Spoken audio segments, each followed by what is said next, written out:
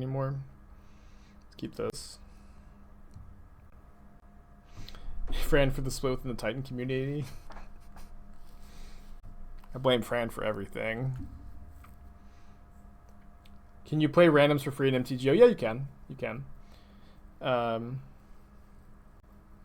I would say that the quality of games is often better in league play since, you know, there's money on the line, so people don't just like drop. And you know, the games tend to be more competitive, which is what I enjoy. But a lot of people like just goofing around in the free queues.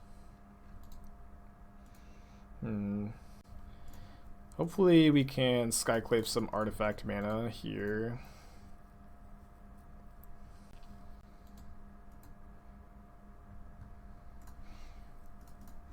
Not the best matchup. We're much better against Belcher than Oopsal spells. And Belcher, I think, has been a bit more popular than Oops lately. Would it be worth it to invest in MTGO? So worth it is always a very like subjective thing. Where, I mean, I use a rental service. I don't think it's like a great investment to own a lot of MTGO cards. But I can't answer if it's worth it to you because it's just such a person by person basis. I think you just need to weigh the cost for yourself. You know what I mean? How much must have lost to Am? Yeah, we lost to Amulet last round, but we beat it the round before. It's not a great matchup though. Yeah, I would say that if you have time, it is like if you have time and you have a deck that you know how to play well, it's not hard to make some money on MTGO, or at least, you know, break even. In my experience. Untap land plus Spirit Guide stinks, although depending on what they have in hand, we may not be dead. If they like drew a sword, we're, you know, alive. If you only play EDH, it would be worth it. I find that playing multiplayer on Magic Online is very laggy and slow and just not a very good experience. I would say if you want to play EDH like with your friends especially, or even strangers, finding Discord groups or, you know, just doing like webcam EDH is a better experience than EDH on Magic Online because it's very laggy. Looks like they didn't, yeah, they just have all the combo cards in the graveyard.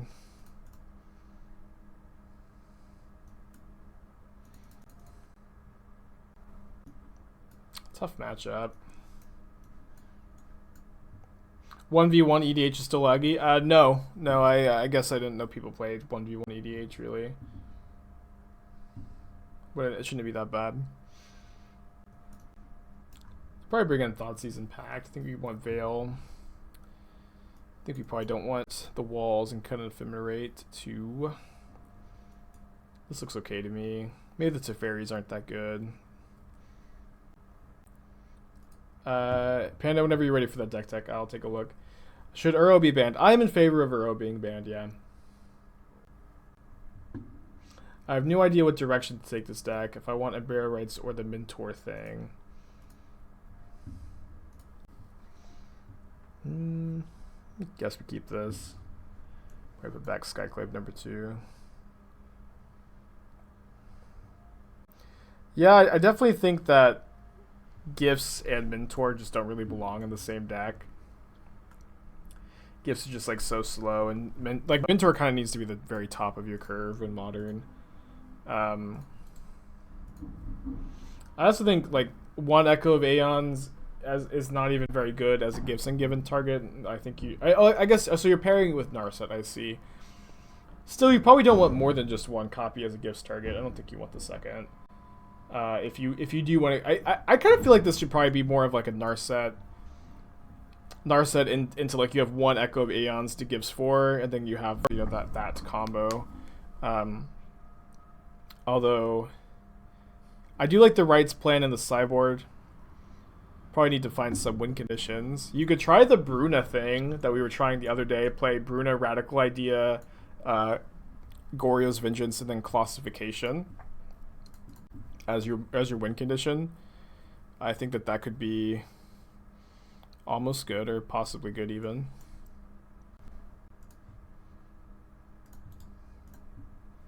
Good morning, Alan. Why the change of heart? I mean, I've had this opinion for a couple weeks now, but I have changed my opinion from, Modern needs no bans to this. But it's just like a combination of a few different things. It's not necessarily like any one event. All right, I'm not going to play around exactly the black land plus Simian Spirit Guide plus the combo piece. But yeah, I do think you should probably cut the Minotaurs, play more Narsets, maybe find room for the Bruna package, or you need some win condition there. But I think the rest of the show looks pretty good, Panda. Okay, probably just going to Skyclave that Sword of the Meek, and then we can keep them off of enough artifacts to salvage Titan. Is Ghost Dad not playable because the return trigger can be Tails ended? That's exactly why. That's exactly why, yeah. What do I think about Jeskai, Monastery Mentor, and Jeskai sideboard? Maybe it's like busted. I don't know. It's kind of interesting. Interesting doesn't necessarily mean good, but I like the cut of your jib, kid. We could leave our creatures back here, and that way 12 plus 4. No, we're still dead to 4 Creeping Chills plus Vengevine. Not that they're like very likely to have that. Thanks, Ginen. Hope you have a good day. The question is just how much should get banned. Well, the reason I want to ban Uro in Modern is because I think if you ban Uro, you do make Field of the Dead, Mystic Sanctuary, and Veil of Summer worse. And I think that those are the 4 cards. Like, I think the combination of those 4 cards, like, you just have this package that goes into, like, Temur, Sultai, 4-color control, the Field of the Dead, Mystic Sanctuary, Uro, Veil of Summer thing. And just, like, that combination of 4 cards, I think, is just, like, easy to slot into a bunch of different archetypes, and it's really hard to attack, and it's just too good together, in my opinion. And so I think you need to break it up, and I think that you can break it up by banning Field plus Sanctuary, which is maybe fine, because I think if you ban one, like, the mana bases just go more in on Field of the Dead or more in on Mystic Sanctuary, and it's not that big a nerf. And maybe you could ban, like, Veil plus one of the lands, which I'm not a big fan of either. But I also think you could just ban Uro, because Uro, like, really does kind of glue the deck together in a lot of ways, makes the decks, like, not very resilient to burn, and, like, I guess, like, very specifically, the resiliency to burn is a big deal. And then, like, obviously it, like, helps you put lands into play for Field of the Dead, makes Field of the Dead much better. There's just a lot going on. You think ban all 4 if anything? Well, it's fine to disagree, and it's fine to have different banless philosophies. But I really think it would be a mistake to start off by banning all 4. You know what I mean? I think that if you can ban one and have the rest of the cards be, like, more reasonable in the format, and, I think that that's ultimately a better thing, in my opinion. Our hand's actually kind of bad. I think we just hold up Remand, I guess. I don't know. Like, I think blue decks will absolutely survive a Sanctuary ban. The Sanctuary is definitely a very important card. But there are decks that don't play Sanctuary.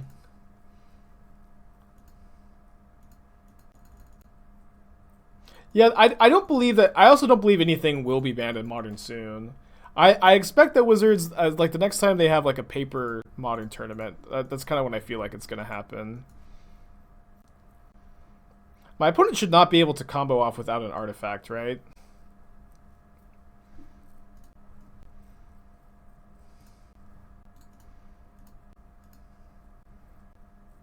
Ban Sprite Dragon. I'll ban you for banning Sprite Dragon.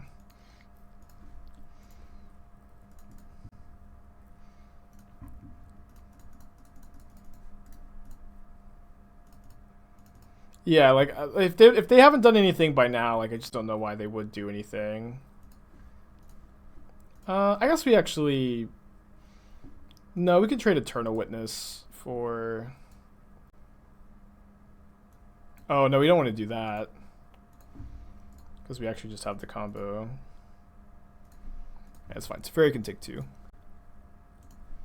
So we can Ephemerate back, remand, and then remand their play this turn, and then take infinite turns. Do you think Academy Ruins for spells would be an acceptable replacement for Mystic Sanctuary and not be so busted? It would be really good, I think. I don't know. When I work for Wizards, I'll maybe entertain more of these like hypothetical custom Magic conversations.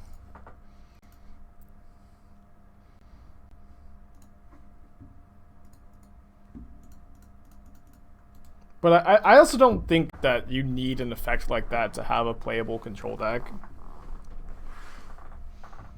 Will Pioneer ever be fun again? Well, I can't see the future, but I actually feel like Pioneer could make a comeback, yeah.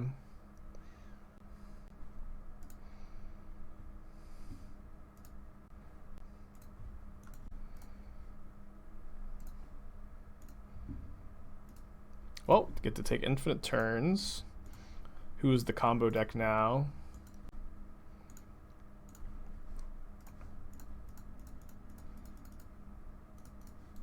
Maybe my opponent doesn't know this interaction. I think there are people who play Pioneer and like Pioneer. Still.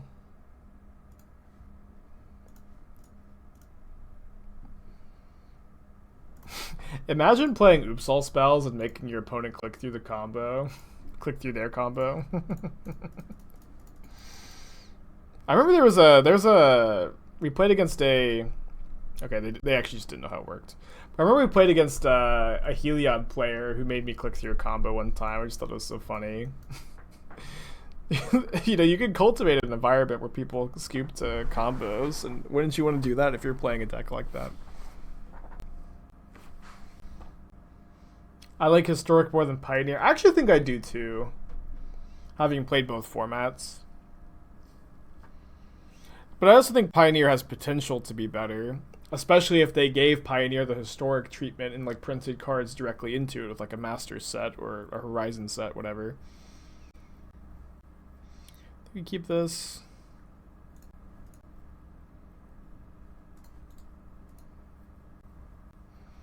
If I force, am I pitching Teferi or Ice-Fang? Probably Teferi.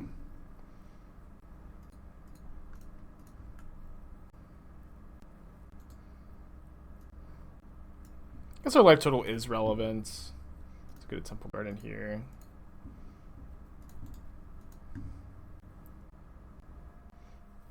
Well, practice squad, if your combo opponent ever yells at you for scooping, you can simply quote Rule 104.3a to them, which states a player may concede the game at any time, and that a player who concedes the game leaves the game immediately, and that player loses the game.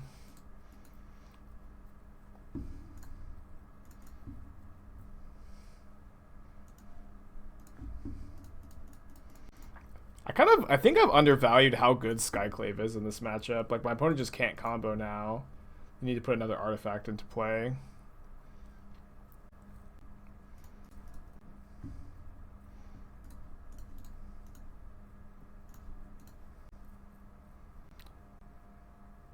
WotC should let you trade a playset of Uro for a box of Kaldheim. Sounds like you own a playset of Uro.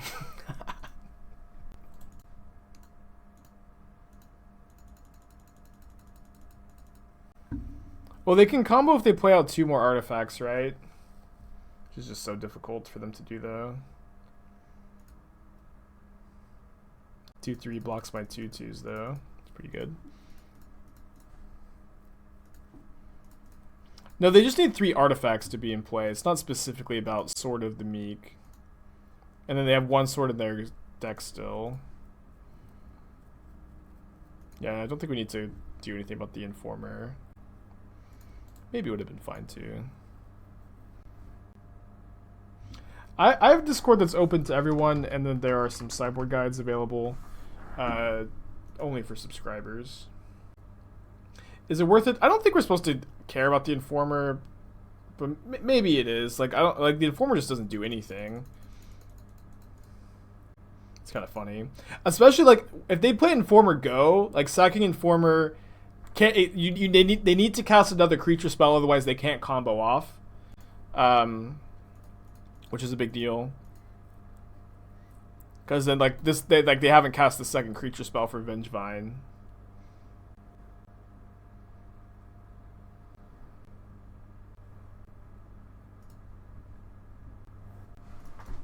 Plus pausing as if they have plays. Oh, they might actually be just hoping that I just like fetch and shock down to 12 and then just quadruple chill me. Be pretty annoying if I lost to that. Am I gonna try that blue-black rogues deck soon? I actually played it for donation deck Thursday last week, and then I think it's in the queue again for this week. I can't remember if it's in the queue for this week or next week. I think we're playing it tomorrow though. The deck's pretty cool.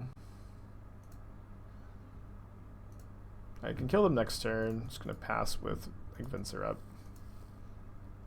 Do we not talk about card leaks here? Not really. We don't have like a rule against it, I guess, but I don't like card leaks. I think that they are lame, and I also just am never in any rush to see spoilers. You know, I'll see the whole set when it's out, and it's also impossible to completely evaluate any card until you have the full context of the set anyways. So I'm just never in any rush to see spoilers. Opponent says, Jesus so lucky. Jesus so salty. If you're looking for good budget articles, myself, you can check out Emma's information here. She puts out really good, consistent budget modern content and is a better resource, I think, than me, who like uses a rental service, and I'm just like not really in tune with prices at all. And also, I say this a lot too, where people often ask me, you know, about decks that they can get into and they can play. But really, I just like can't choose your deck for you. Like choosing your deck is such like a personal thing, and so much about it comes down to like what you perceive to be fun or like, you know, archetype preference that I just can't choose for you.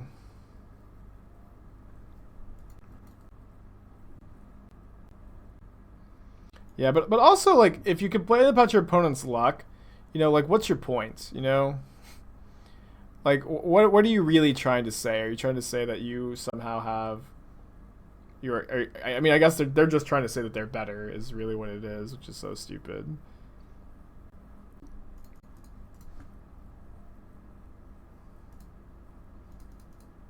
Guess they're main decking Pillage again.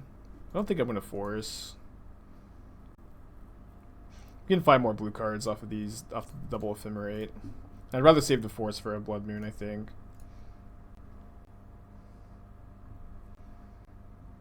They're saying that if not for your good luck, they would have won. I mean, yeah, but like, but like, who cares, right? Like, what is, like, who gives a shit? But like, you know, that's like just not the reality we live in. Move on. Go play chess. Where did they, maybe they just drew the Blood Moon, but usually I think you'd want to like target the basic land. They did have, oh, did they have Pillage? Sure. Well, if they're just gonna be 1-for-1ing and we get 2-for-1s off here, it's gonna be kind of good. I might force. Might also. No, we don't want to path because we want to rebound both Ephemerates.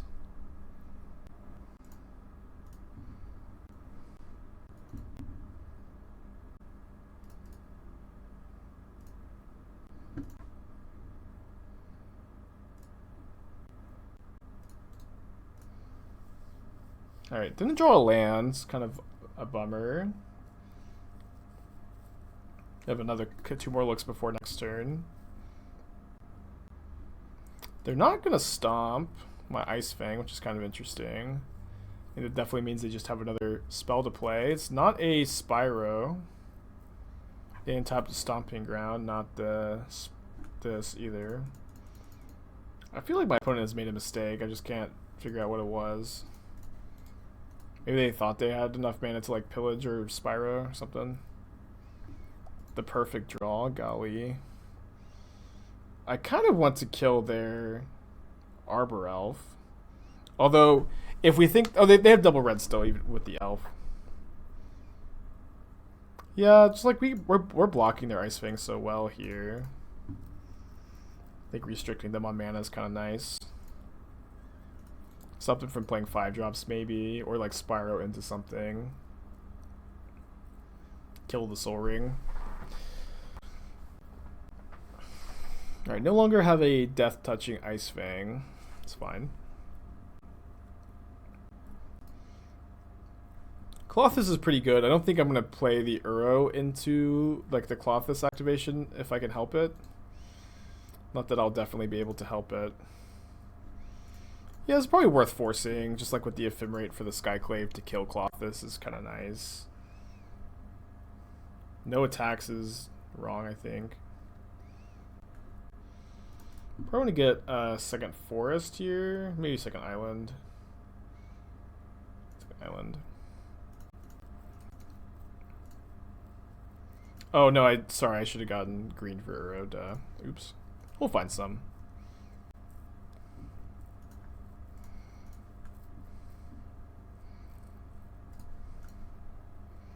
No, I think that they thought that they had... I think that they thought that they could go...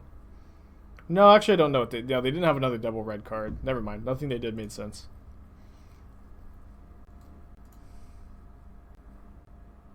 Blade into... Utopia Sprawl. Yeah, Skyclave pretty good. I agree. Actually, kind of want to leave my Ice-Fang in place so I can cycle. Nah, I'll just block. It's fine. I mean, I didn't have white mana up to Ephemerate. So I don't think that was, like, really reasonable.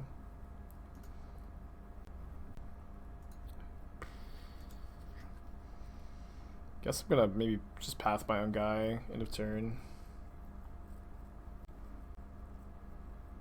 Yeah, fetched wrong. It's kind of bad if they draw a removal spell.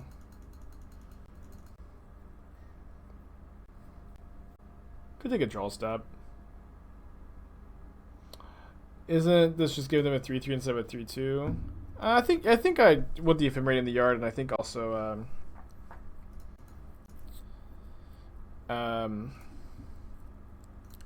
the 3/3 illusion is a bit easier for us to deal with since we have Teferi in our deck.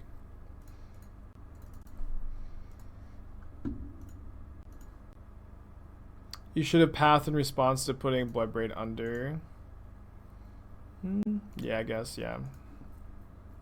Seems better. Why didn't I Aether Gust the token, I think, is the real question.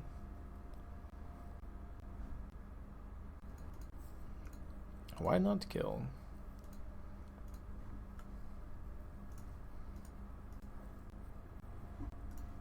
It's pretty good.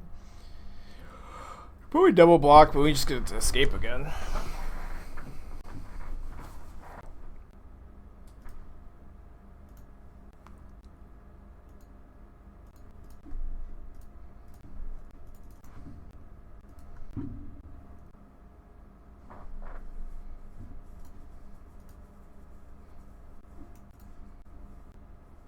I mean, we're not killing. I didn't care to order the blockers because I was just gonna bounce with the other one anyways. Just like save myself a click doing it this way. I didn't articulate this, but it just saves a click to not flip the blockers, so just save some time by not, right? Some good value in my mind. I'm gonna pull up the sideboard guide.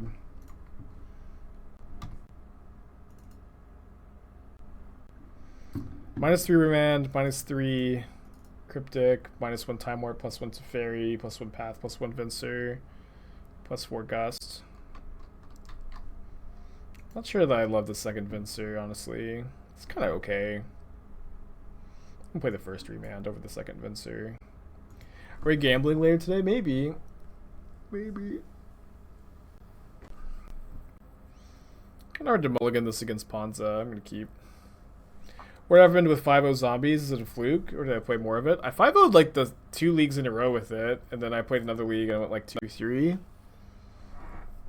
Deck's definitely fun. I might play it again someday. Is there a Time Warp combo in the deck? Yep. With a Ephemerate, Eternal Witness, Time Warp, that's infinite turns.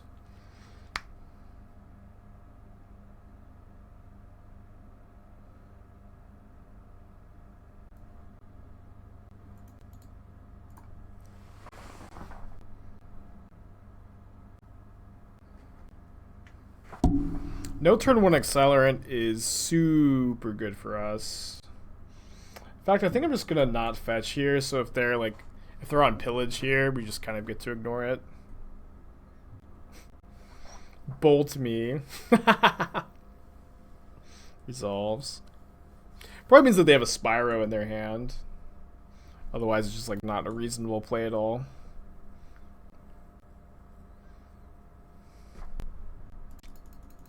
Somebody's on pillage. I think I'm getting Forest Island here.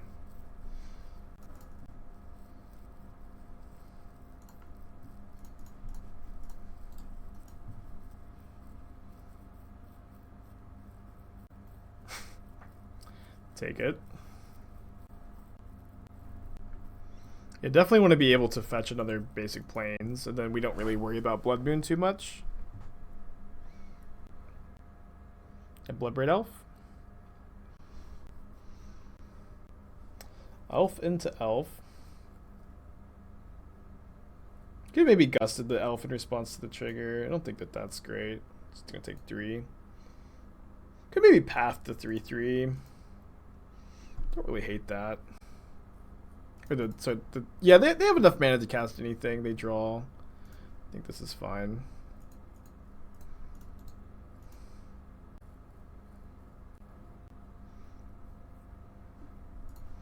Gonna pass for a turn. Probably want to get a breeding pool.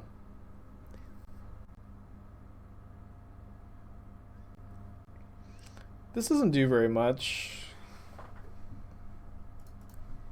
I think I'm just gonna get a breeding pool, and then weekend Skyclave the Magus with Gust Up next turn. If they play something else, we can gust, whatever. If it's Clothis, I don't think we don't need to do anything about Clothis. We can just ephemerate the Skyclave and get it later. Or gust it, like on their instep possibly is better. Because the 3/3 token could be a problem.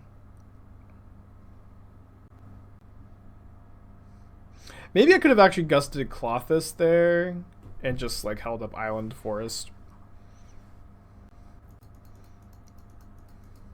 It's kind of close.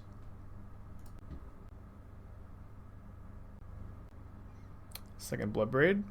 It's pretty good. Into Spyro. Gross.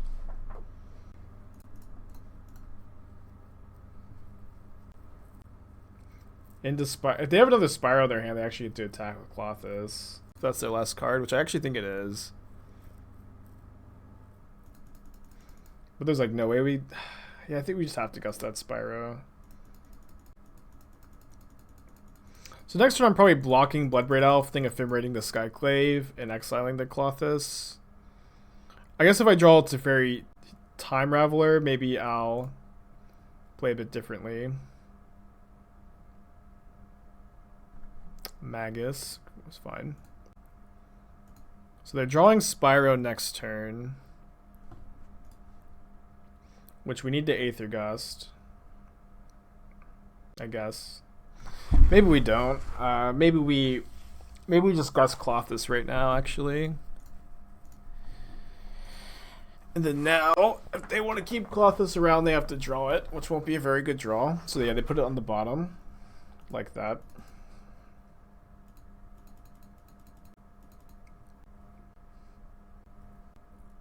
So they Spyro. Yeah, we need to draw, like wall into wall or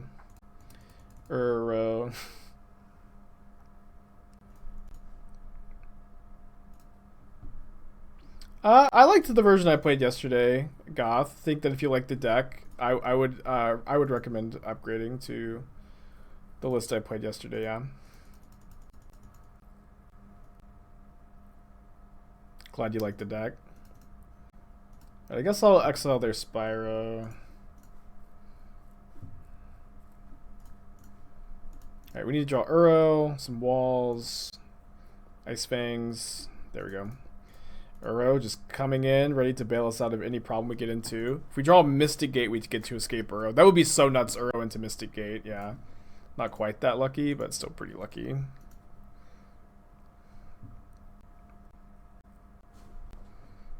And nice that they don't have the Clothis in play anymore. So I like the line that we took. Okay, the third Magus of the Moon. No Blood Moons. Kind of funny. Fair enough. So now we need to draw Path, or Gust, or Skyclave. So lots of outs to this, I guess. Awesome. Kind of feels good to lose. Teferi was also an out there. Alright, let's run it back for game 3. Yeah, I had a really fun time playing the 80 card Soulherder deck yesterday. I'm bummed we had those like technical problems and couldn't finish it. But it also feels nice that the technical problems were on Magic Online's end and not mine for once. To have something out of your control, perfect. Beautiful. Feels great. Might get basic island here. Kind of like that. And then this comes into play untapped, and we have basics. With all those Maguses, no, I don't think you want to play Ontanice against the Pillage deck. Like, we have lots of answers to Magus. Cut 4 seemed pretty not great. That maybe was interesting. Cutting Force for, like, more remands. Oh, actually, what? Maybe I'm just gonna gust this and their upkeep. No, draw step. Kind of like this too. You will not Veil, opponent. You will not Veil. They don't often play Veil of Summer because of Bloodbraid Elf, but they sometimes have a couple copies. I mean, Force still answers like a Pillage, Boil. And I imagine they do have Blood Moon in their deck. I know we didn't see any last game, but it's kind of don't really think that they just have 0 copies.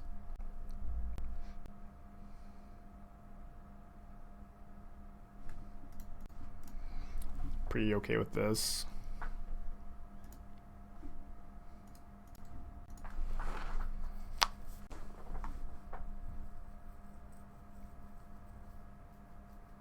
Kind of interesting that they are playing main deck Pillage. I think main deck Pillage is pretty good. I also would be playing Karn the Great Creator if I was gonna just try out a Ponza list. Not that I have played much Ponza lately. Used to play a bunch. So if we want to play around Blood Moon or Magus of the Moon, we need to leave up white mana. Although obviously if we just top deck a white source off Wall of Omens, that's definitely the highest upside play. But I'm gonna just like path my Ice-Fang. I don't think they have Blood Moon, but Boil is definitely a reason. Yeah, I don't know. It's just kind of crazy to me to like ever play only Magus. I don't know. Maybe it's reasonable. Alright, well, I guess Bolt would be kind of bad.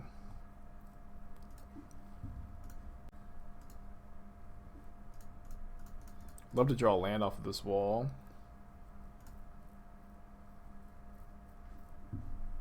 Victory is ours. If my opponent plays a Blood Moon, I might just like get a blue source. We have a choice between getting a blue source for Teferi or a white source for Skyclave. I kind of feel like I'd prefer to Teferi, although that's like maybe a bit riskier since like if they kill our Teferi, we have the Skyclave stranded. We have to make the choice. I do think we're supposed to path our own wall. Island for Teferi or white for Skyclave.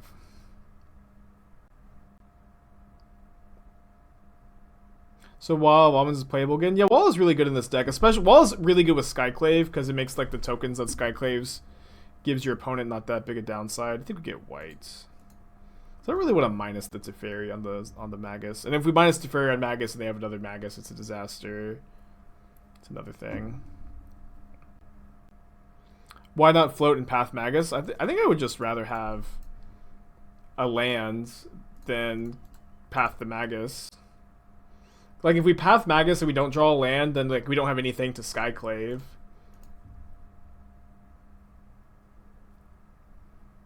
And then now this is also like if they play another moon, we just have another Skyclave. But if we path the Magus, then like and we draw Uro, all we're doing is putting an Uro in the graveyard this turn, which is not that good. It's not that bad either. But it's really bad if they have another Blood Moon. Skyclave lets us get our Teferi. Yeah. I think I like Plains. I think was the call. I wanted to think it out, but Plains felt like the call to me. I think they have another moon effect if they're going to bolt first to play around Ephemerate. Could I explain why Ephemerate is the best card in Magic in 10 words or less? Ephemerate is the best card in Magic. There you go. Because good. I've thought about rocking the Kashba. What's Kashba? Sounds like a reference that I'm not hip enough to understand. I'm just going to go Teferi with Gust up here. Seems good. If they have a burn spell to kill Teferi, it's at least a 2-for-1. It's an old song, not familiar. We're getting boiled? It's not that bad. It's not that good either. If they have boil plus burn spell, I mean, maybe that's all their action. No, never have. Interesting idea, unexistent. Like Glorybringer would be bad, but it's not even a Magic card anymore. Bloodbraid would be like maybe worst case scenario. Never mind, that was it. That was the worst case scenario. I don't know, maybe Bloodbraid would be better because we just get to Skyclave this. Blah. If we draw a blue source off Teferi, we're just such good shape too. They've got one card left.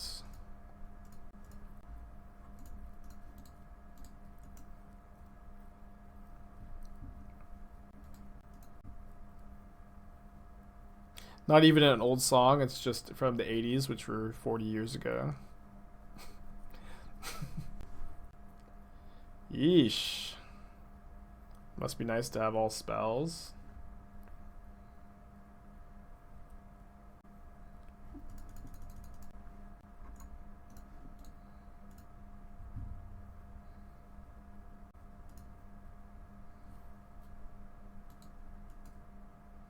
Do I even double block this token? Another spell? How could my opponent be so lucky? I guess we don't double block the token, they just get a 4/4.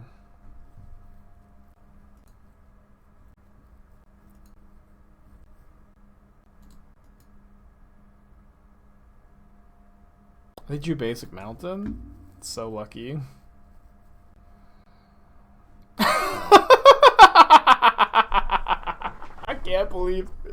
I can't believe they attacked with Magus. It's just like giving me a chance for no reason, but also I still can't cast a single card in my hand because of the boil. But I can't believe they attacked with Magus. Oh my gosh.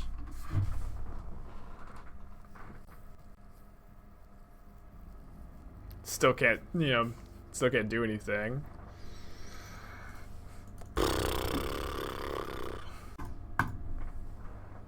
Obviously, the attack was good, right? I mean, even if like I could just draw a blue source and be right back into that game. Say brick again. No technical problems. I had a good time yesterday, even though I feel like I ran kind of bad. I don't really care about losing. But most of 5. Yesterday I also finished Cyberpunk after the stream. I really liked the game. I really liked it. Chancellor of the Tangle. Wow. We dead? Yeah, I can't like I can't remember the last time I was like this immersed in, in an RPG is really, really good. Yeah, I really like the story too. Like, you know, the game is not perfect. I think just everything was so overhyped. The game's not perfect, but really, really enjoyable. Reminds me a lot of like the way I felt when I played Mass Effect 1 for the first time. I don't know, I like the endings eye-catching. You're losing sleep over the endings. Well, maybe that's a good thing, right? Maybe that's a good thing to feel so strongly about the endings, even if you didn't like them. Because at the end of the day, that's what it's all about, is making some art, making you feel something. Worse isn't more stressful, not bad. Yeah, I think that's good. Oh, worse as in more stressful. I see more. I see what you liked them. Yeah, I really like the endings. I was a big fan of the game. They're pretty dead.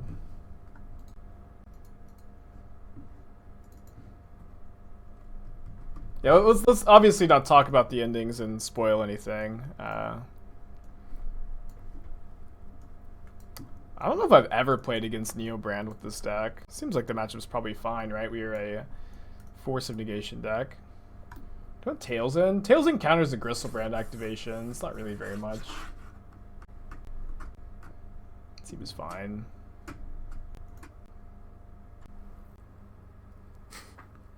Yeah, you were the cyberpunk all along.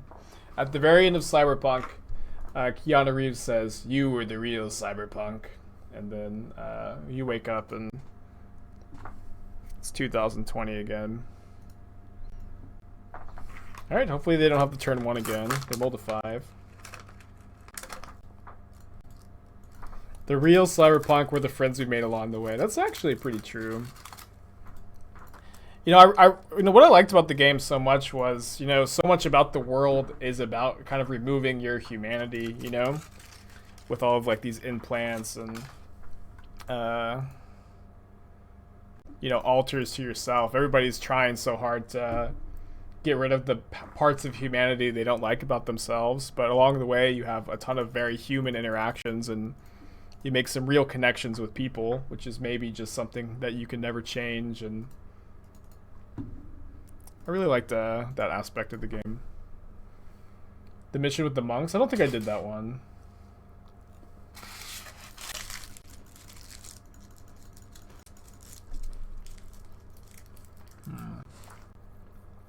I can't play Witnessed here. I can't leave up one piece of interaction without either playing Teferi first or just like drawing Force of Negation. I need to leave up at least 2 pieces of interaction, but Teferi is nice because it stops packed, so I think we can play it. And then if they like preemptively Veil of Summer, we have Aether Gust to stop the combo.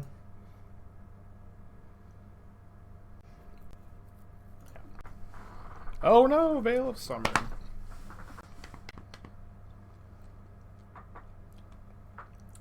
Yeah, I feel like Cyberpunk was a mix of, you know, Elder Scrolls, Skyrim style, plus Grand Theft Auto, plus Fight Club. It's like a good mixture of those 3 elements.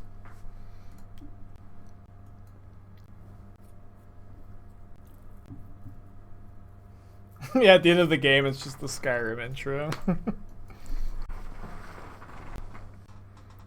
I honestly, so I didn't play Grand Theft Auto 5 when it first came out, but I did play it this year for the first time. But I think the story was so long, and like there were so many boring missions, I just couldn't get through it. I never played the online either. What comes first, Grand Theft Auto 6 or Half-Life 3? I hope Half-Life 3 so badly. There's nothing I want more, like video game wise. You've only played online. That's interesting.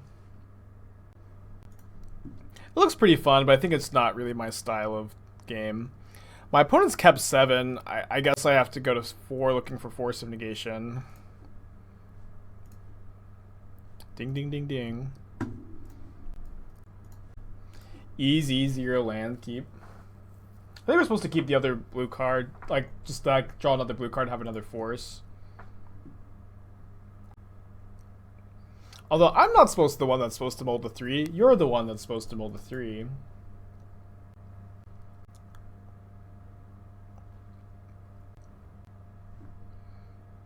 gonna be so mad if my opponent doesn't have the turn 1. Because they don't. Good draw. What's the match at? This is game 3. We kept a really strong hand with 2 force negations. Could die to Wild Cantor.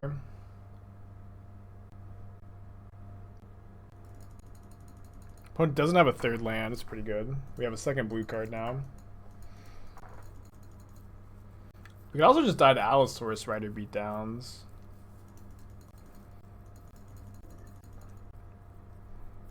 It's actually kind of a good draw. If they go for the combo with Pact of Negation up, this just kind of wins the game.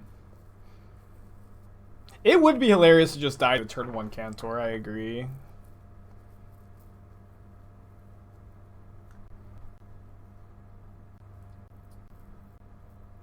Nourishing Shoal to gain 7.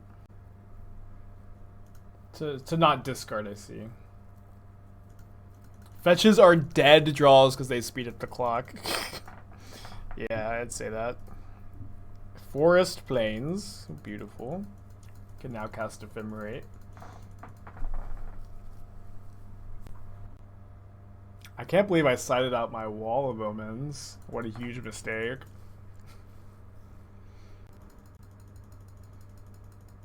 Boil-proof mana base. We're pretty close to having to discard. So are they, though, if they don't draw a land. What a weird game. This has been a... I mean, every match against Neobrain is a bit weird. Did I qualify the... No, I don't usually feel like I have time to qualify for the Mana Trader series. I don't feel like the qualification process, it usually is like very good content to stream. Because the metas are always a bit weird. And then I usually like between like my stream prep and the stream and like trying to do anything else with my life, just like I just don't end up feeling like it's a good time investment to qualify for them. But if I'm sometimes when I'm bored, I'll do it. I think I'm just gonna pass, discard, remand.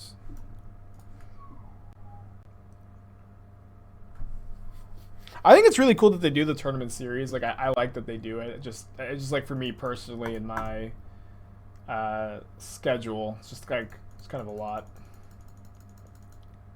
I also don't think the tournament's this weekend, right? I think that I'm spending some time with Esther this weekend. I think we're gonna go to like either camping or we're gonna try to do an activity together, and we don't know what yet, but some like couple shit.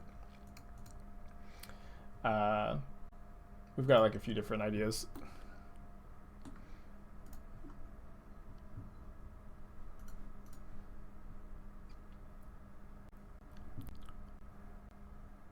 Ooh, we can finally answer the Wild Cantor with Path to Exile. I think it's probably fine to play Uro here, though. Don't have to discard if we play Uro. Rewarded. I'll also just block the Cantor if they want to attack. Yeah, we're gonna elope over the weekend, save some time and money. No, like we were kind of looking at some spa stuff, and there's some like COVID-friendly spas, and we also just might get like a nice hotel room or something. There's also like a wine tasting thing, but we're kind of like hesitant for that because even though like they say on the website or whatever it's pretty COVID safe, how safe can it possibly be, honestly?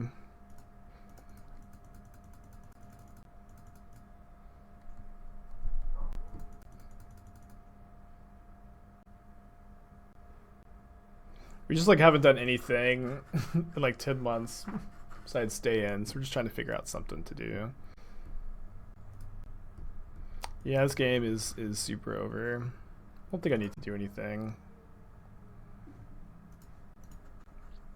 Oh yeah, she was talking about ice skating kind of recently. Although the problem is, find a pawn is kind of a funny request because we're Texas, where I guess I'll wait a turn actually. Yeah, we're in Texas, so there are no pawns. Like all the ice skating is, oh, I didn't get green for Veil. Maybe I'll just discard it. All the ice skating is indoors, which is not something we really want to do. Well, we might go camping. Like it's like actually fine weather for camping. It's like 40 degrees in the morning, and then it's like 70 degrees the rest of the day. We used to go camping a bunch, but not really so much these days.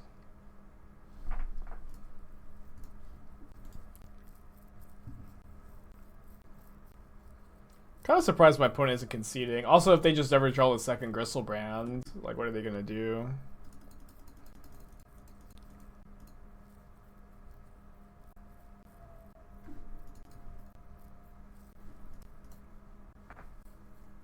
Been one of the weirdest matches of Magic ever played by anyone.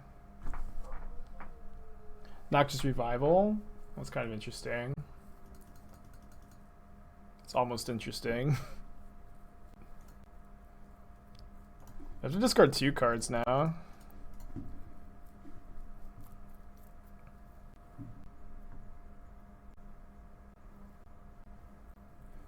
feel like discarding 2 cards would have prompted me to concede, but our opponent has the Heart of a Lion and the Spirit of a Warrior, so never concede.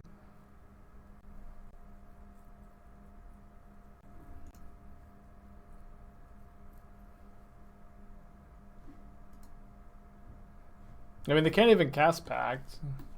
Yeah. Are they trying to time me out? I mean, this is game 3 and I have 19 minutes on my clock, so if that's what they're trying to do, I could probably type out a list of things that would be a better use of their time while also winning this game.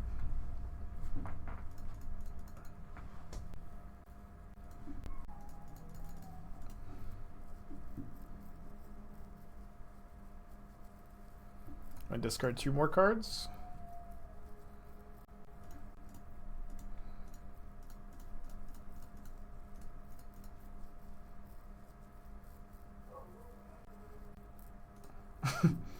Too many Vensers, I guess. Can never have enough Vensers.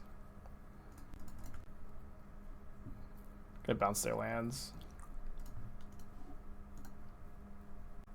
Maybe they're having fun. Good point, yeah.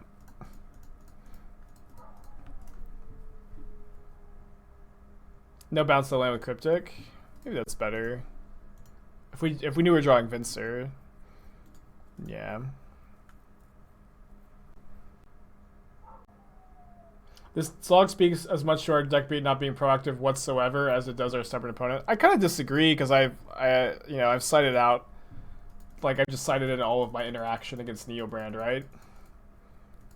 I've got Uro in my graveyard, and I just don't need to do anything because my opponent just is going to take forever to win.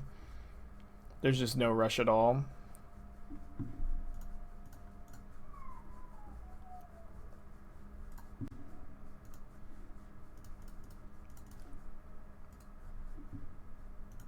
We also haven't had a second green, which doesn't really matter. Yeah, there's that dog in the background is like across the street and has a bad owner who just leaves it out all day.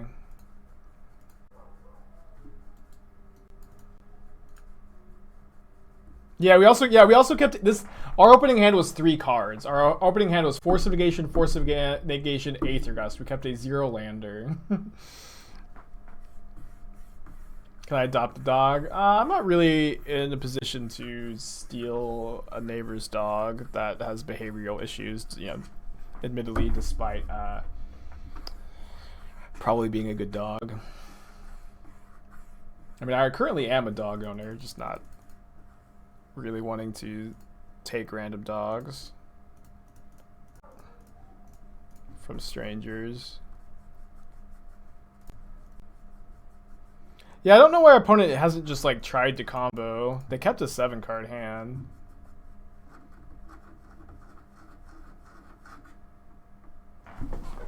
Okay, that was good enough for them to concede too. Let's keep this. Could be the red-black mid-range deck. I like that deck a lot.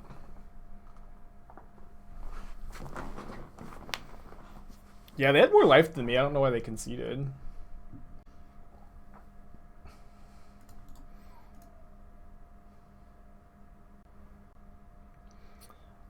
I may just get like Forest Island with this.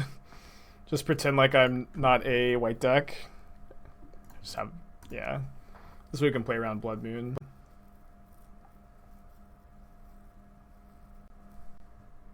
The value! The value! Ah, I can't believe it. I'm gonna cast Ice-Fang. They're choosing not to cast Blood Moon here. It's kind of interesting. It could mean they have another Blood Moon in their hand. It could also mean they don't have a third land. What's this red-black mid-range deck? Yeah, so it's kind of like Jund, but actually adapts for the metagame. Where it is playing Blood Moon, which is super well positioned in the format currently, and is playing Kroxa, Magmatic Channeler. And Channeler actually looks pretty good in this list.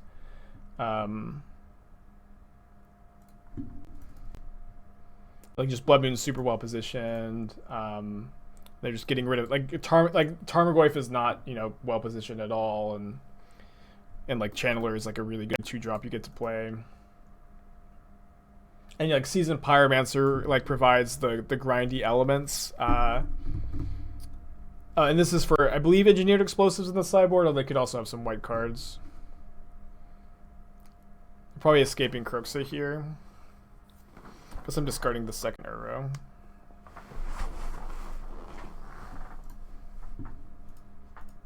We did win against Neoform after keeping the 0-lander, which is pretty cool. Dude, all basics. This is awesome. I think I would just want to leave the other arrow in the yard, but you could maybe make an argument for leaving the second witness. If I had more green mana, I'd be probably more down.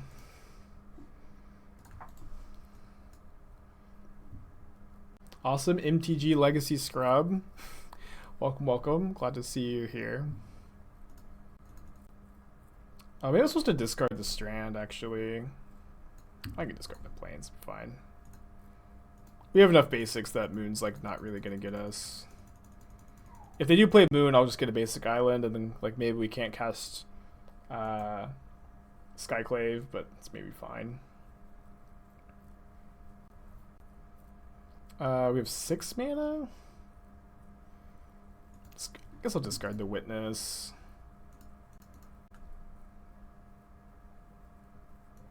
Second Channeler. Interesting draw. Makes me wish I still had the Witness. Good draw. Bounce the Kroxa. Nice, nice. Pass it back.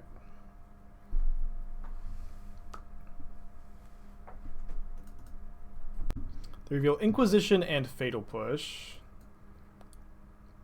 By discarding Kroxa, they do not definitely have a way to trigger Revolt for Fatal Push. Yeah, I like this deck a lot. I think this red-black deck is a very good choice right now. I haven't actually played it myself, but I like it. I think it's good. And they discard an Inquisition. They reveal Mire, Blood Crypt, and now they have Revolts.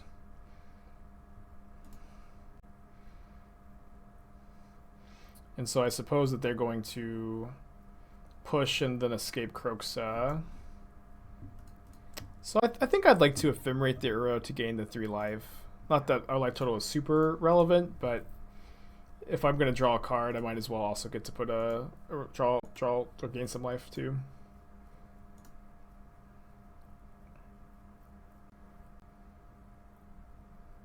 Like when you slow the game down with Magmatic Channeler with discard spells, I think the card really does shine. Although I will say it does seem difficult to turn on its pump ability.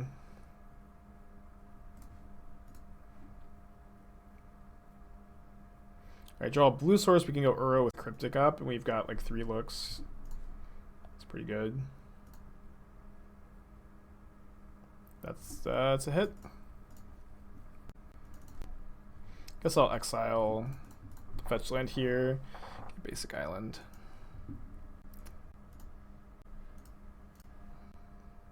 If Chandler is good, is Jace Vryn's Prodigy good? Well, you know, if you're playing Jace Vryn's Prodigy, you're playing blue, and like Chandler seems good specifically in this like discard spell Blood Moon deck, and so I'm not sure how you make. What's up? It's me, your friend, Aspiring Spike. How you make Jace work in this kind of shell? Because I feel like Chandler seems specifically good alongside these discard spells and Blood Moon, and like if you're playing Jace, like Jace is good with discard spells, but it's also like Jace is not good with counter spells and you're playing blue. Corn Chips, 13 months in a row. Welcome back. Hope you're having a good day today, my friend. My opponent has just discarded a Seasoned Pyromancer, so I don't really know what that means. And then didn't activate the other Channeler. Well, there's a Teferi in play.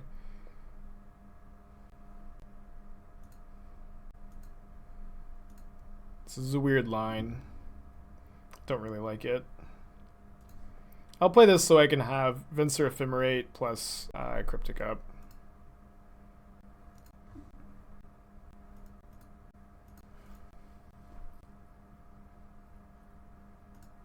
Discard Cliffs, reveal Dreadbore Marsh Flats.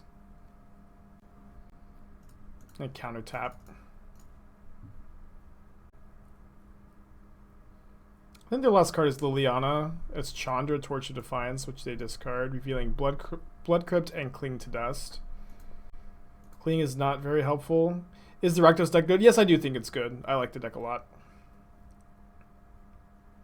I think that, you know, it is Jund, or, you know, a rock deck that has actually adapted for a metagame, you know, for once.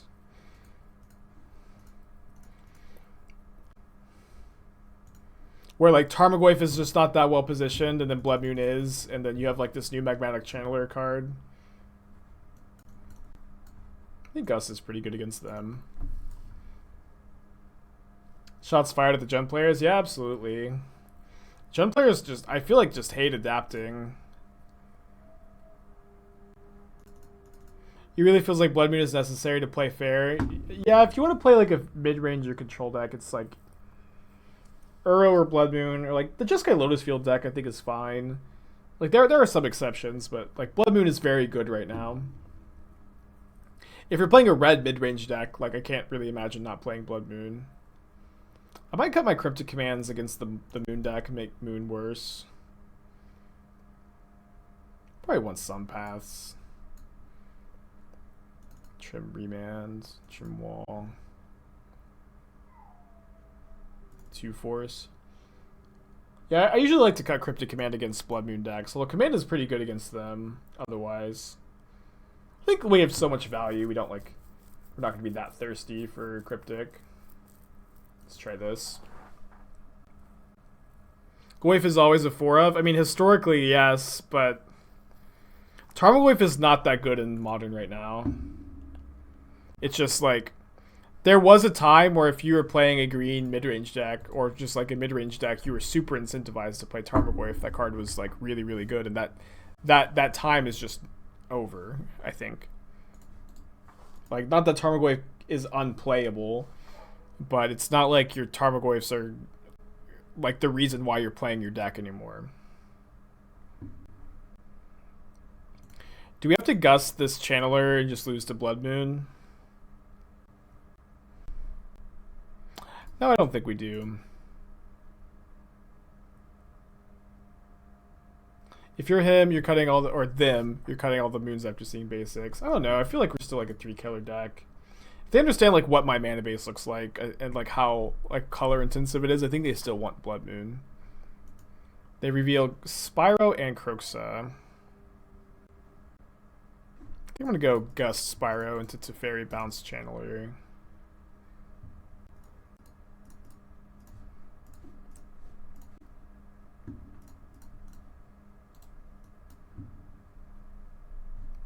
You will not moon.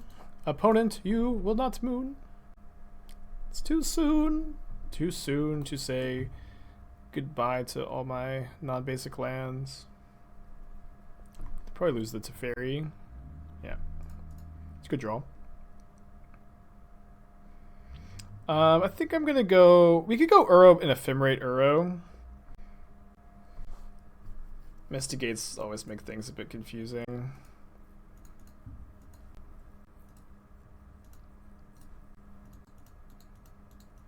Oh, hold on. I actually think I messed up. Yeah. I needed a second green. Okay, it's fine. Now we just go for the Ephemerate Uro thing. Then we can flash an Ice-Fang in response to the rebounded Ephemerate. Or we could just cast Ice-Fang now.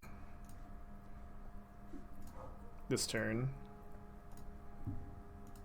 If we want.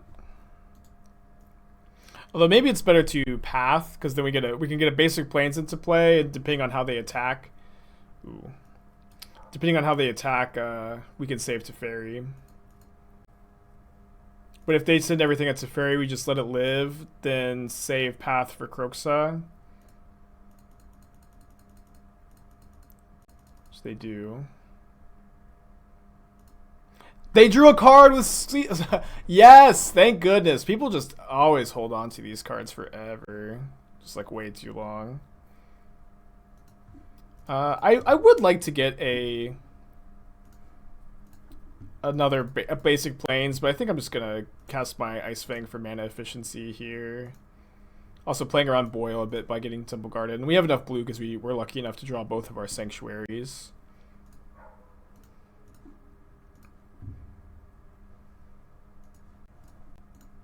Remand's pretty good against Kroxa. It's gonna pass it back. I mean, Lantern was pretty good. It got to exile Uro. It's just like people just don't cycle their Soul Guide Lanterns or relics when they need to be. I'm just happy to see someone who I feel is playing better than I see a lot of people playing. My opponent will have to sacrifice their Soul Guide Lantern to exile my graveyard here. I think I'm okay taking this block. It's fine. Maybe this is bad if I draw Ephemerate. Okay. Do you want to try to witness first? I don't think so. Yeah, when they have no action, it's like they just crack your lantern, or like if you could do something with your mana and your opponent doesn't like have a very relevant graveyard, just crack your lantern. Oh, opponent messed up.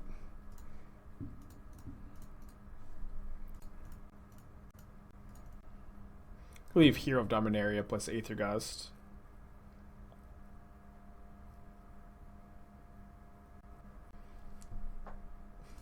They could have Fatal Push, I guess. Trigger Revolt, push the arrow. This could be fine.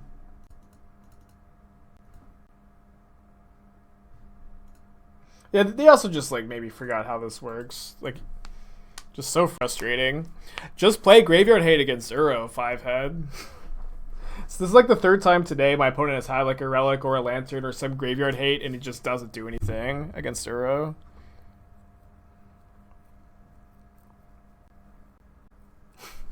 I fucked up a spellbomb the other day and thought of you when I put Uro on the stack, yeah. Just like these cards do not just defeat Uro, they're okay against it. But even if they do defeat Uro, Uro still like gets to cantrip most of the time. Can I witness and hero? Can't. Very unlucky. Gonna bounce the Kroxa, then attack, see what we find. It's not Soul Guide's fault that Uro is broken. Kind of is, because Soul Guide Lantern was like largely printed to be a answer to Uro, I think.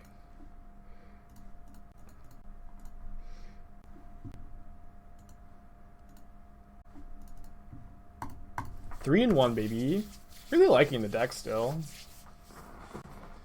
Yeah, I'm getting pretty sick of Uro. Although, like, I enjoyed... There are decks I enjoyed that have Uro in it. Like, I really enjoy playing this deck, but just the card Uro is a bit silly. And just, like... I think Uro needs to go, and I hope it happens soon. Okay, if my opponent mulligans, I'll keep Force of Negation. If they keep 7, I'll put it back.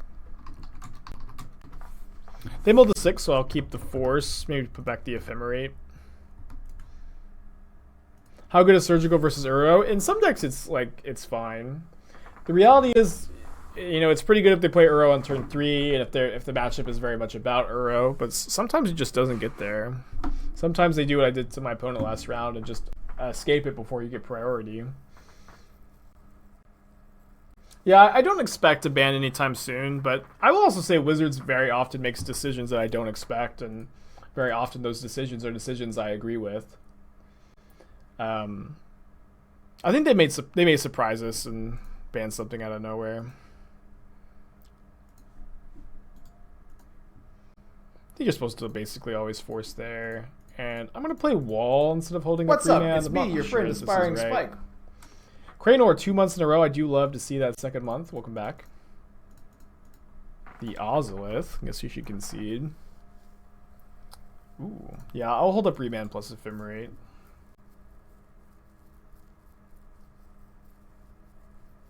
Do you think part of the reason... Yeah, literally no one can afford to play the Omnath deck. I think that's becoming less true, that it's not even popular. I actually run into the 4-color deck a lot these days. I do think that the price of the 4-color deck does price some people out of it, but the reality is, like, the cards cost that much because that's, you know, what people are willing to pay for these cards. So I think it is a factor, but I think how big a factor it is like pretty overstated.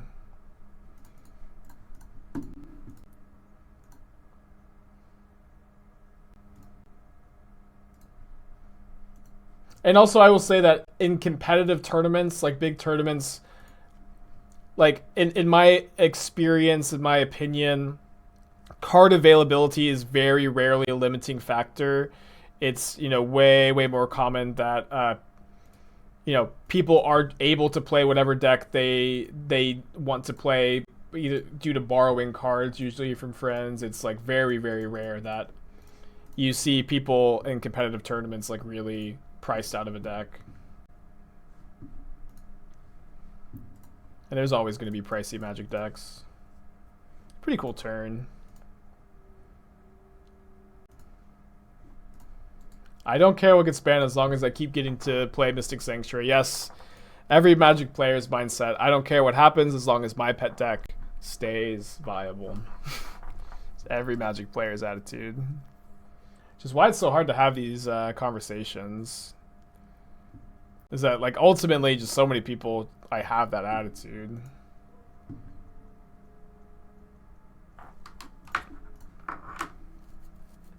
I call it the Mardu Pyromancer syndrome. How could they ban Faithless Looting? My Mardu Pyromancer deck is now unplayable.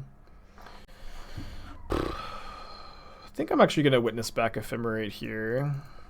If we Witness back... Yeah, we can still hold up Venser. Yeah. We are all prey to self-interest, yes.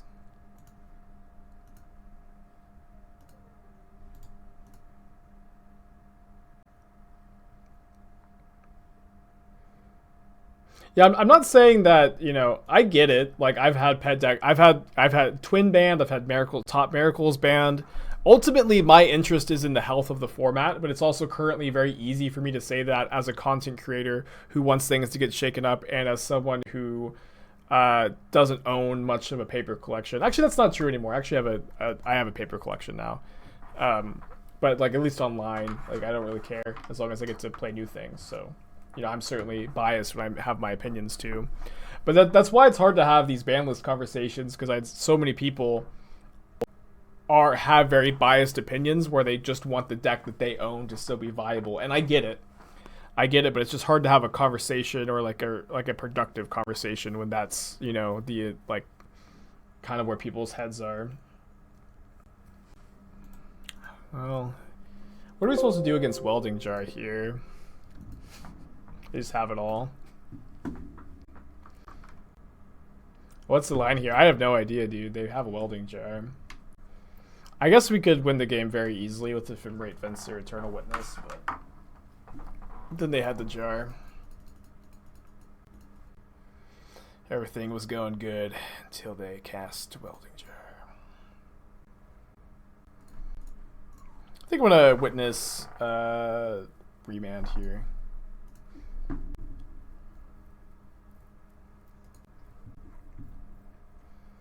I mean, I really like it when Modern changes. I see people criticizing like new standard sets changing Modern, but I personally hate it when any format I'm playing stays the same for too long. But it's okay to it's okay to like it when formats stay the same. Just like we enjoy different things. Nothing wrong with it.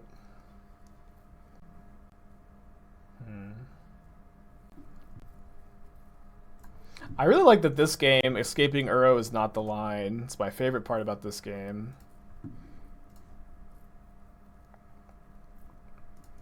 It's like not immediately the line as soon as we can escape Uro. It's always so nice. I think I'm bouncing the Ravager. They really need that Ravager to stay in play. If they move the counters, I'm pretty okay with this. Is this the current version of Affinity? Yeah, yes. Hardened Scales is the only like kind of old school Affinity deck that exists, and it's okay. I think it's an okay deck. I think the main issue with that is that monetarily wise, since Modern was seen as the I get it. I get it. I get why people want to be able to play the exact same deck for years. I'm on board, but I just have a difference of opinion on like what I enjoy, and that's fine too.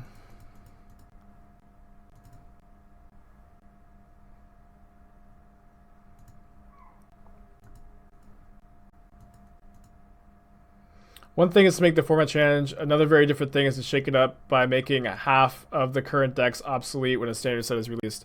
I don't think that that's what happened to Modern. At least that's not my perception of the format. I know. You can tell me. I do not think that half of Modern decks became unplayable at every standard release. I would say that usually one or two fall out of favor, and a lot of times they fall back into favor at some point.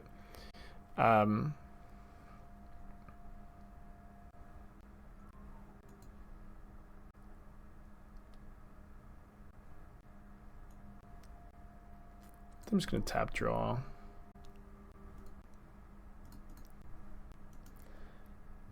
I want to say a bit more about my Bant Dryad deck. I'm testing a lot, and Green-White Titan has felt the most powerful. I just feel like I do not lose to interacting with some decks. Do I have some recommendations? I'm lost in the sentence that says, I just feel like I lose to not interacting with some decks. Well, if you're playing like a Dryad Uro deck, like the reality is like you have much less interaction than a deck like this, than a deck like Jeskai, and you are going to lose to not interacting. So, but I think that's part of playing your archetype.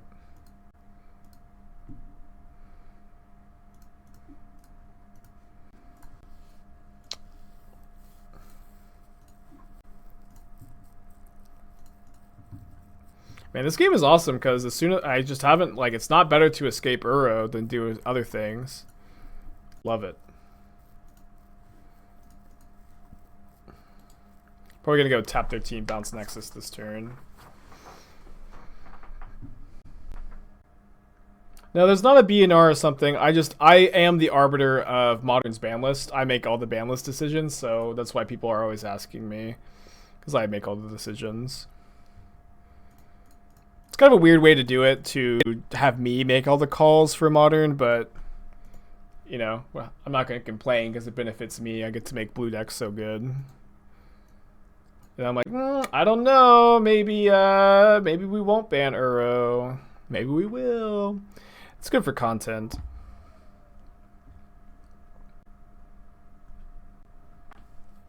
They're activating the Nexus here so they get counters on the Ozolith, which is good. For the record, I do not... Yeah, maybe... that's fine. Well, 2019 killed Affinity. We're playing against Affinity right now. Lantern, whatever. Mardu Pyromancer, whatever. Cheerios, I don't know. I feel like I disagree. Like, we played against Amulet twice a day. Amulet is great. There are Titan Shift, Titan variants. Scales is... like, I don't know. I just disagree with your thoughts on the matter, which is fine. We can disagree. But I also don't even think it's like that bad for decks to leave. But I also disagree that 2019, 2020 has killed half of Modern's decks.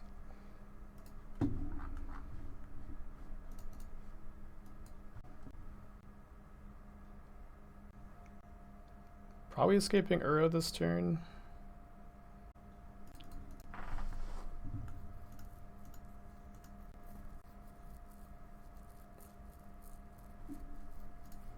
This ain't Affinity, this is Scales.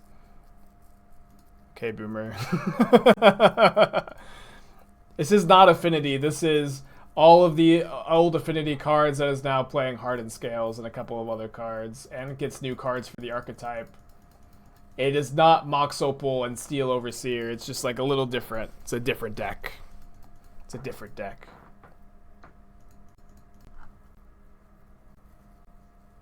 What percent of Modern is what deck you're playing compared to how well you know the deck you're playing? It's really hard to quantify a number on that kind of thing.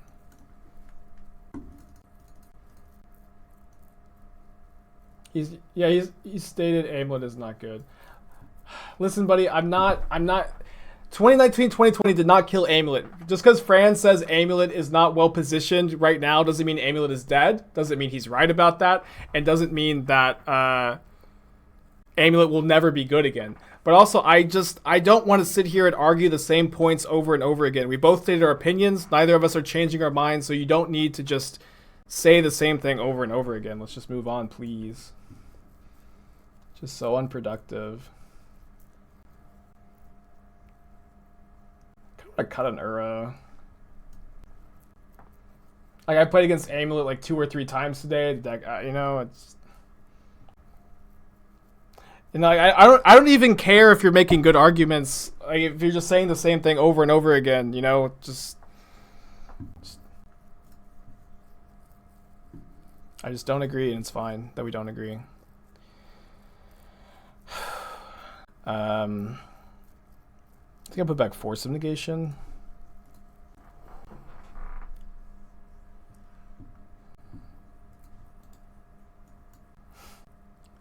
Would it be possible to unban Chite for a week? I mean, it'd be a pretty bad look to unban a card and then reban it, but since you asked, yes.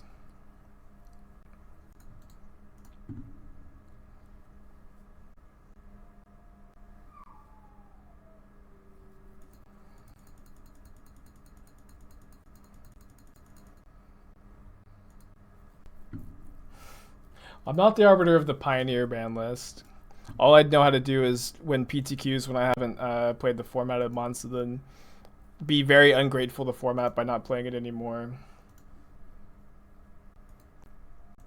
I think I'm just going to Skyclave. I think it maybe is fine to bounce the Walker here. It's also like pretty nice to Skyclave a 0-drop. Yeah.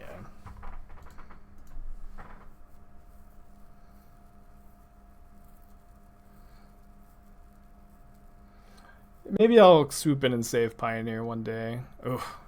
And second Walker plus Ravager is like really, really perfect. Okay, so if we play Teferi, bounce Ravager, are they going to go in on Hangerback Walker? I don't know that they will, but if they do go in on Walker, we can Ephemerate to exile it in a response. It's just such a good draw here.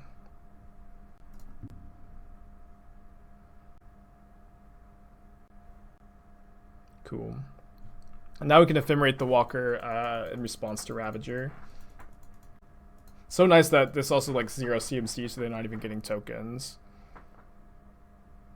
But why would you want Pioneer back when you got Historic? Good question. Historic is pretty good. I like Historic. Yeah, I think I'm going to Ephemerate now, just so like they can't break this up by responding to anything. Yeah, I think Hardened Scales is a pretty solid deck. I think it's like, it's not super well positioned, of course, but it's a playable deck that really rewards you for knowing it well. And I remember like I got donated to play it a couple months ago, and I 5-0'd despite, I don't even think I'd ever played it before. I had played a bunch of Affinity in the past. I'm not sure if I ever had played Scales. Maybe I had. Maybe I had played some. Played against it a lot. what historic deck would I recommend? I played this Bant Tails End control deck at the PT that I really liked, and I also like Holy Divas, like Jeskai, Lotus Field control decks. Those are like the two things I'd be looking to play if I was to just start playing some historic today. Would Ponder be broken in Modern? Yeah. Giving blue any like really hyper efficient good cantrip right now would not be something I'd recommend. Just giving blue any like really good buff, I think, is super unnecessary right now. And Ponder or Preordain would be huge boons to blue decks. And I would not be very interested in seeing those cards unbanned.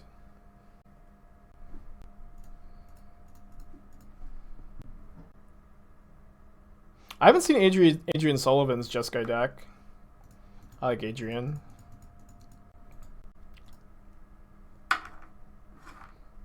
MTG user ungrateful Spike. Yeah, that's me. I think we play Wall first.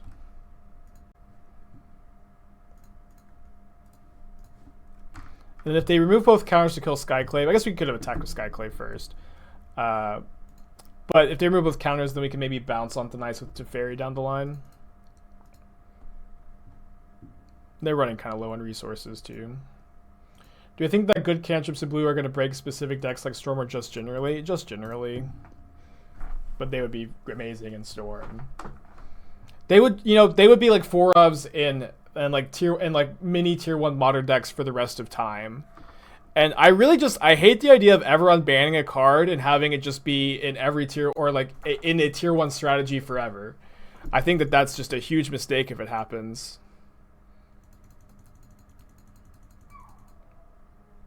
Why? Yeah, Second Sunrise is banned because of the Car Clan Ironworks deck back in the day. It was a little before I started getting into Modern. I remember like all the old heads at the LGS talking about it being banned, and me like asking what it was, and they explained it. Good times. Cool, we have double path now. I think we want to make sure that we can cycle before we take the 4 infect. If I could stop taking any infect, if they only had one Nexus, I would have pathed the Nexus, because animation module, just putting an infect counter on you every turn, can be a way they can cheese a victory against a control deck. But if you can stop taking any infect, it's a pretty big deal.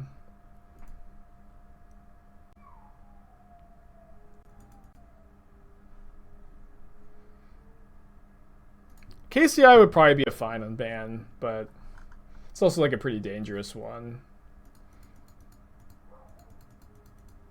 But I think it's possibly even a good one. Like with Karn the Great Creator and Mox Opal and Astrolabe banned, KCI like maybe like an interesting unban. Probably want to unthanize that. It's like an interesting Jeskai list. I remember like when I was testing for the PT, people kept asking me about Jeskai control, but nobody would send me a list like what Jeskai control looked like. Alright, I suppose I would rather Anthonize the Ballista than the Overseer, because Ballista won't come back if Anthonize dies. Yeah, Awakening is just a good Magic card. I've been meaning to play some more Through the Breach just because it's a really good Valakut Awakening deck. Flooding out a bit. Already have the Sanctuary in play too. I don't think we can afford to play 2 Sanctuary, but obviously would be good here. Opponent's also top decking. Our top decks are better than our opponents on average. We have a path for their Ink Moth. Blink Moth is pretty slow. The Exilist that won PT Return to Ravnica did not play KCI. I didn't know that. Like I said, it's like a bit before my time. I'm gonna wait for them to pass priority back to me. I kind of want them to sink the mana into the Nexus, but there's just like no reason for me to not wait, since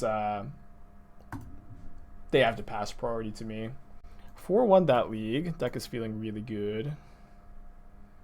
Chain to the Rocks. Go Los. White in.